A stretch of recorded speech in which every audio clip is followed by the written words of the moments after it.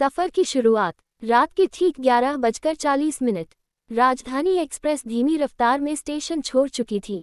Platform की पीली रोशनी पीछे छूटती जा रही थी।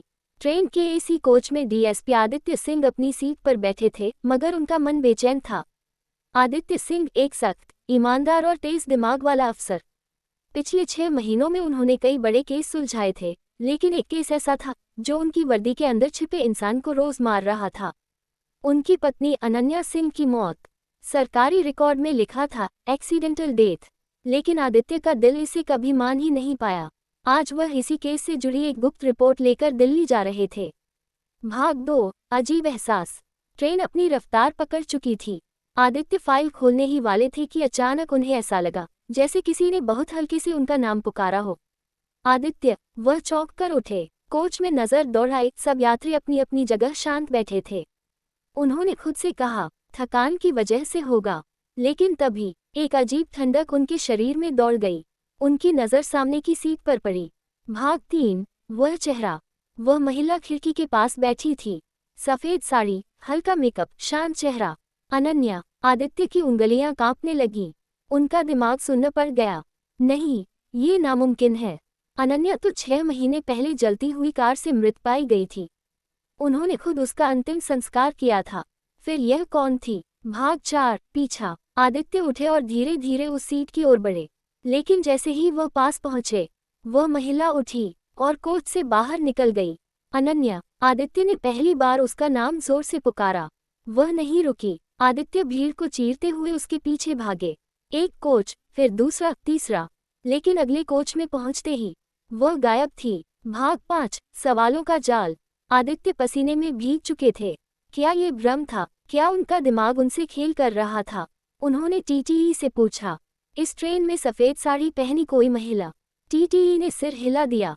नहीं सर, ऐसी कोई पैसेंजर लिस्ट में नहीं है। आदित्य का शक और गहरा हो गया। भाग 6, पुरानी फाइल। रात 2 बजे आदित्य अपनी सीट पर लौट आए। उन्होंने अनन्या की मौत वाली फाइल दोबारा खोली। पोस्टमार्टम रिपोर्ट, सीसीटीवी फुटेज, सब कुछ साफ दिखाया गया था। लेकिन एक चीज जो उन्होंने पहले कभी नोटिस नहीं की थी, डेथ टाइम में 17 मिनट का अंतर। भाग 7, रहस्यमय कॉल। तभी उनका फोन वाइब्रेट हुआ। Unknown number. डीएसपी साहब। दूसरी तरफ एक बदली हुई आवाज, आपकी पत्नी जिंदा है। आदित्य की सांस रुक गई। तुम कौन हो? अगर सच जानना है तो अगले स्टेशन पर उतरिए। कॉल कट गई। भाग 8, स्टेशन का सच। ट्रेन जैसे ही अगले स्टेशन पर रुकी, आदित्य उतर गए।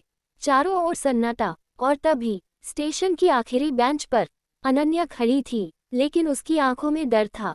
आदित्य, वे लोग मुझे ढूंढ रहे हैं। भाग 9, सच्चाई की परतें। अनन्या ने बताया, वह एक्सीडेंट नाटक था। असल में वह एक बड़े मेडिकल माफिया रैकेट की गवाह थी, जिसमें पुलिस, डॉक्टर और नेता शामिल थे। उसे मरा हुआ दिखाना जरूरी था, लेकिन अब वह रैकेट फिर से सक्रिय हो चुका था। भाग 10, धोखे का खुलासा। अनन्या की मौत के केस में जिस अफसर ने क्लोजर रिपोर्ट दी थी, वह आदित्य का ही सीनियर था। आदित्य का भरोसा टूट चुका था। भाग 11-20, संक्षेप में आगे की कहानी। अनन्या को ट्रेन में छुपाकर एक सेफ हाउस ले जाया जाता है। आदित्य सबूत इकट्ठा करते हैं। उन पर हमला होता है। झूठे केस में फंसाया जाता है। एक ईमानदार पत्रकार मदद करता है। पूरा मेडिकल माफिया बेनकाब होता है। कई बड़े नाम गिरते हैं। भाग 21, आखिरी टकराव।